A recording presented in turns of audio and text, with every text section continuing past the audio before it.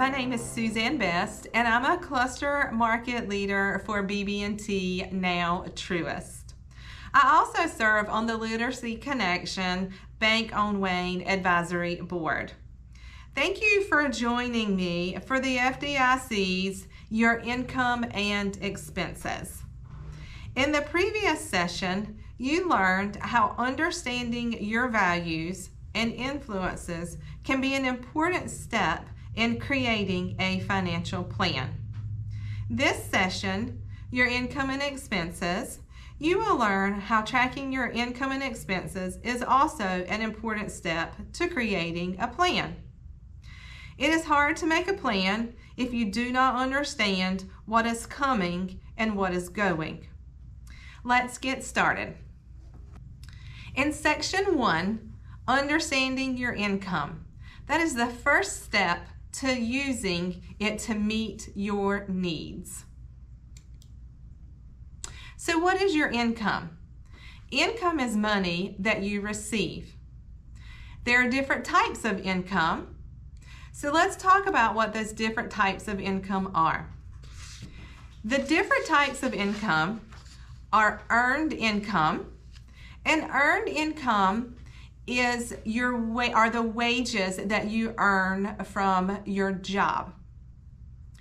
Income from assets or investments is income that you earn from a financial institution on your assets that you have with them.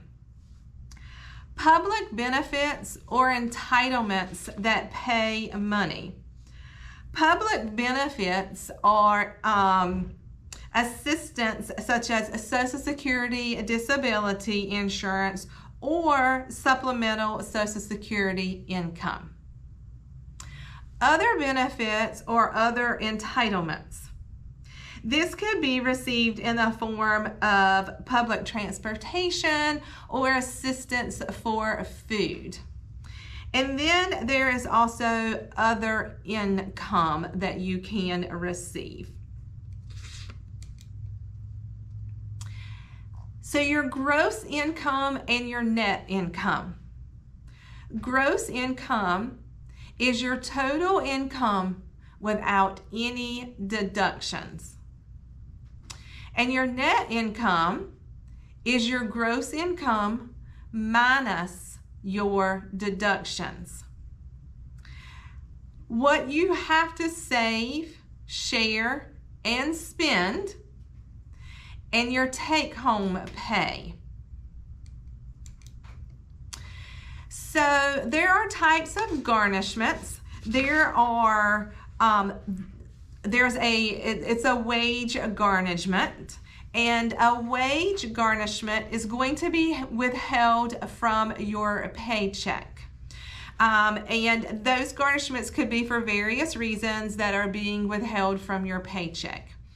An account garnishment is when your account with your financial institution has been garnished. And then we have the Treasury offset. The Treasury offset is when there are taxes that are owed, such as state taxes or federal taxes. What are the different ways that you can be paid money? So on page 4 of your participant guide is a worksheet that you can use that talks about ways to receive your income. There's cash, and then there is paper check. And there's pros and cons to having cash versus receiving a paper check. So take a few minutes and just review page 4 of the participant guide. When we think about income and the ways that you receive your income, as I said, you could receive cash, which is cash in your hand.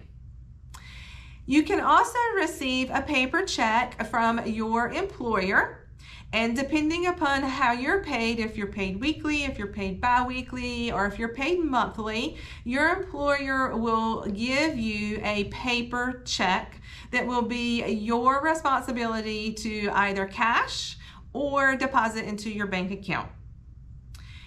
Direct deposit.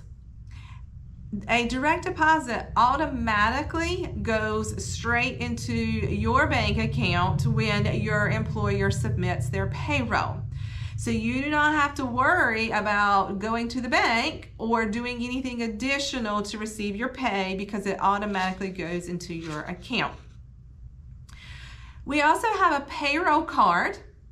And with the payroll card, that money goes straight onto a card that has your name on it from your employer. So these cards are issued from your employer, has your name on it, and you can use that card to make purchases, or you can also use that card to withdraw cash from an ATM machine. And then we have the electronic benefits transfer, which is also referred to as EBT. So that electronic funds transfer is basically works pretty much similarly, just like the direct deposit or the payroll card does. So understanding your pay statements. So there are several different types of pay statements, and what we will do now is go over what those pay statements are and the important pieces to look at on your pay statements.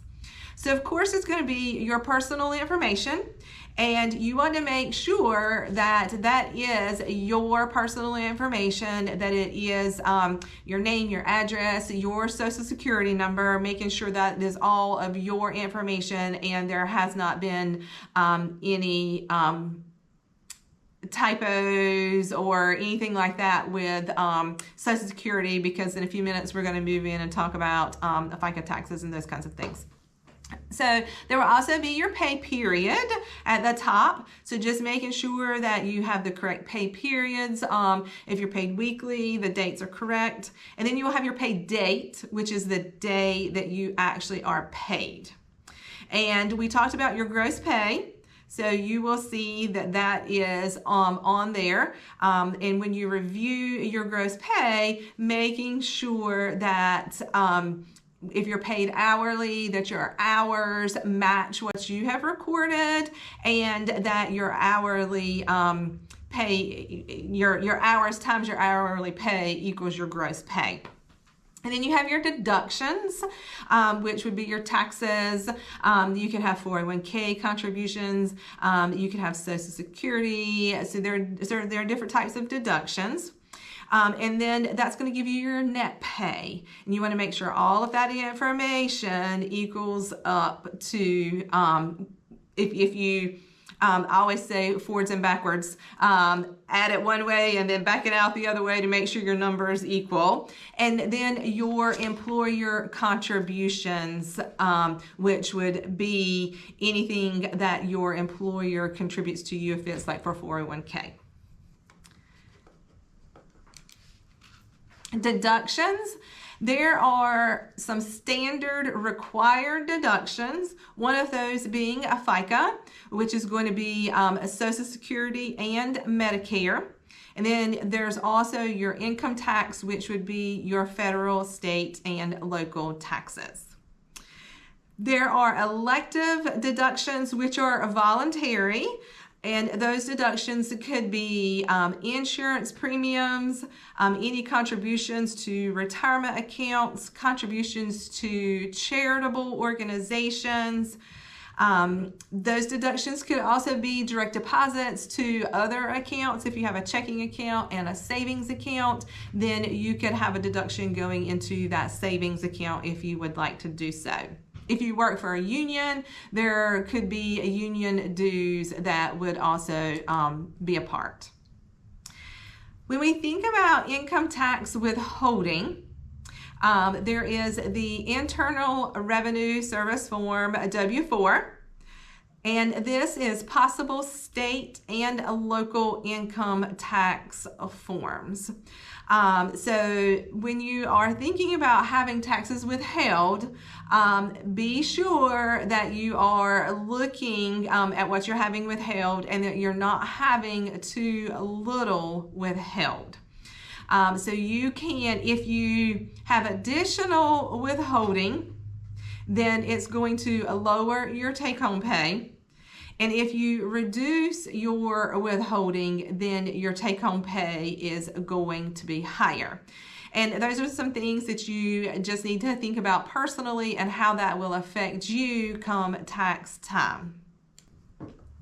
On page 8 of your participant guide, there is a sample pay statement that you can review just to make sure that if you want to do a comparison of your pay statement to this sample, to make sure that you have a clear understanding of reading your pay statement. And on page 10 of the participant guide also gives you another activity regarding your pay statement for information to look for on your pay statement. Having more than one job, or are you paid a hobby? So if you receive an IRS form W-2, you are an employee of an employer. Then if you receive an IRS form 1099 miscellaneous, you are self-employed. So understanding how you are being paid. So if you are self-employed, you may have to pay taxes yourself. So you want to consider putting money aside for the future to pay for those taxes. And it's very important that you keep accurate records as well. Tracking your income. We have regular income, unpredictable income, seasonable income, and one-time income. So when we think about regular income, that is the income that you earn from your job. Your 40-hour-a-week job, that is your income that you earn from there. Unpredictable income, I always think of, I've won the lottery. That's unpredictable income for sure. And then also if there were to be a sale of a property that you owned, that you've been holding on to, and you've decided that you're going to sell that property. Those are some things that are unpredictable income. Seasonal income could be from a job that you may work during Christmas. If you are working a part-time job during Christmas and you only work the month of November and December, then there's some seasonal income.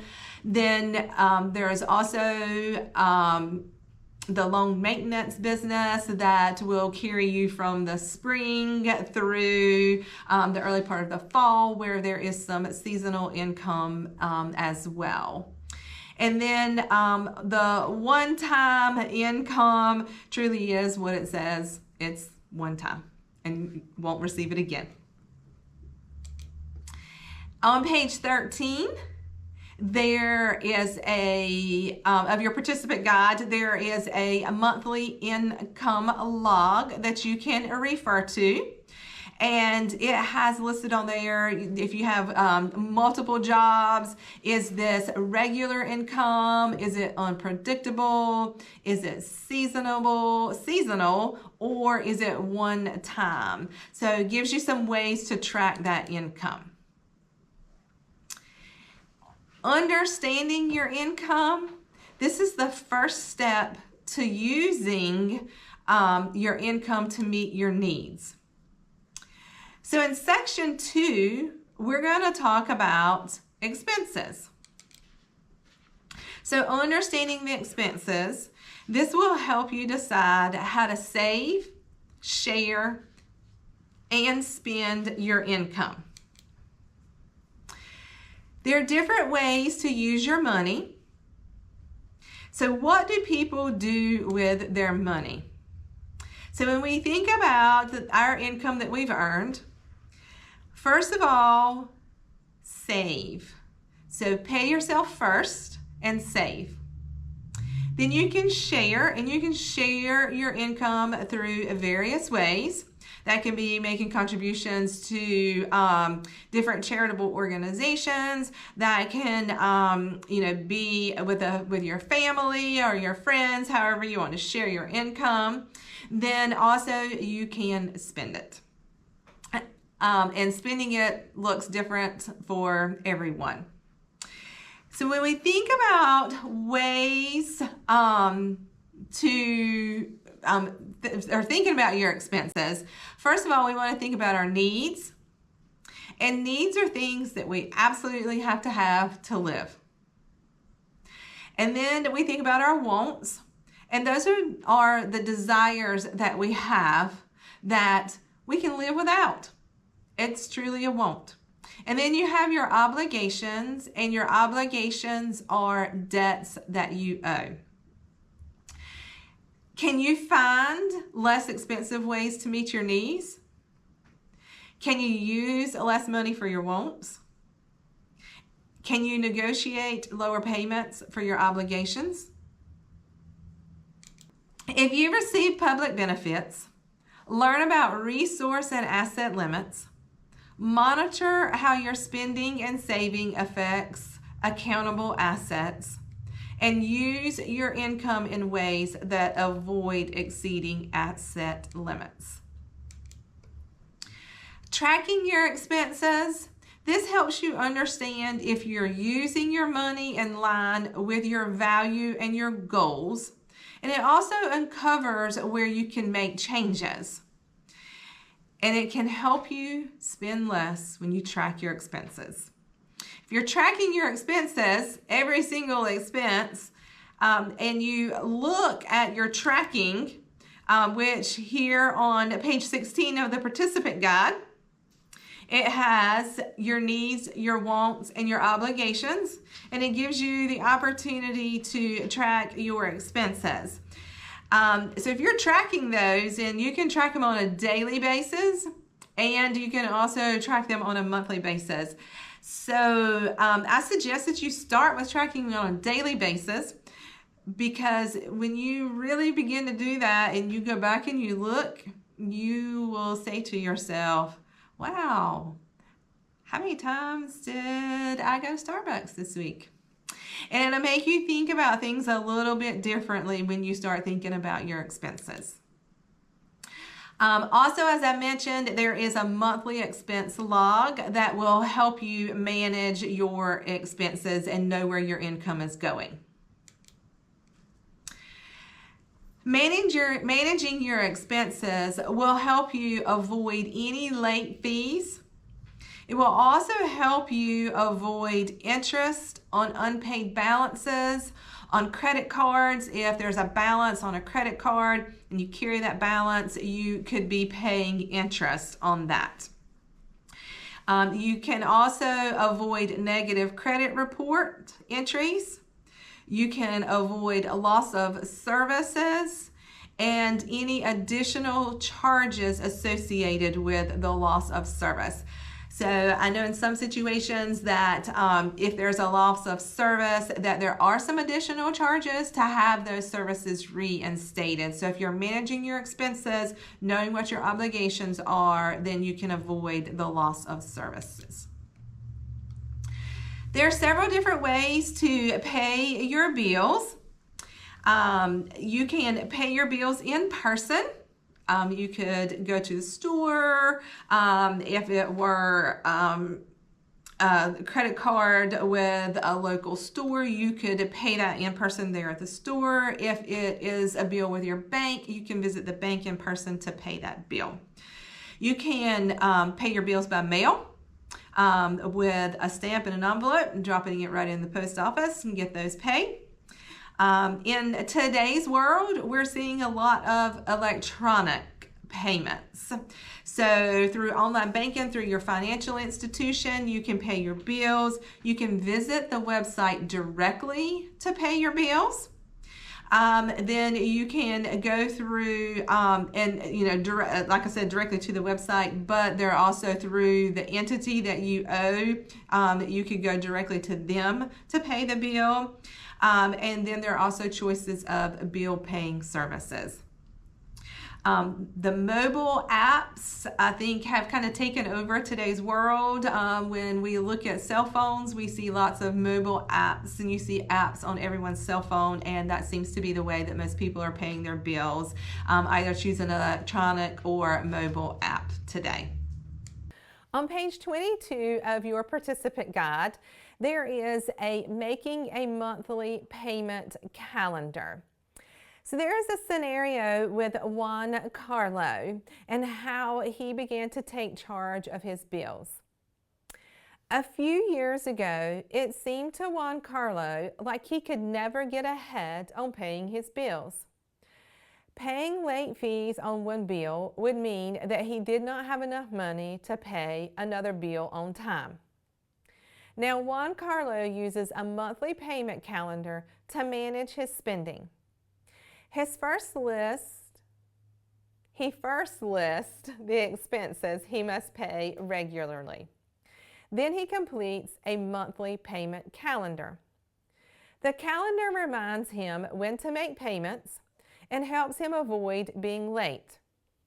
To ensure his family understands the financial priorities for the household, he posts the monthly payment calendar on the refrigerator. Juan Carlo makes some payments a little early to avoid unexpected events and mail delays getting in the way of paying bills on time. For example, he pays his rent 2 days early, just in case he's busy on the day that his rent is due. For bills he pays by mail, he sends the payment 7 days early to allow time for it to arrive. He set up some bill pays to be paid automatically from his credit card 5 days before they are due. He pays his credit card bill online the day before it's due. It surprised Juan Carlo how important the monthly payment calendar has become to his family's finances. He feels more in control of his financial life. He smiled when his daughter made a miniature bill calendar for the refrigerator in her dollhouse. Also, you will see that there is an example of the monthly payment calendar. So it has the monthly payment, who it's payable to. It has the amount. Then there's a column of the due date. And then there is the payment method, whether it's in person, whether it's by mail, or whether or not it's automatic from a credit card. So you also could, you have this, and then you have your calendar, and you can write on your calendar as well those payments that are due and how you prefer to pay those. This is a great activity, and I encourage everyone to participate in making a payment calendar. Then that way, when you're managing and controlling your expenses, you know exactly where your income is going, and knowing that you're also avoiding any late fees or any loss of services. So understanding your expenses, this will help you to decide how to save, how to share, and how to spend your income. So on page 24 of your participant guide, there is an activity for what will I do? And I encourage you to go to the participant guide and take these action steps. First of all, deciding what will you do, how you're going to do it, and will I share my plan with anyone? And if so, who are you going to share your plan with? I do encourage everyone to share their plan. It's always nice to have that accountability partner that will make sure that you're sticking to plans that you have set out for yourself.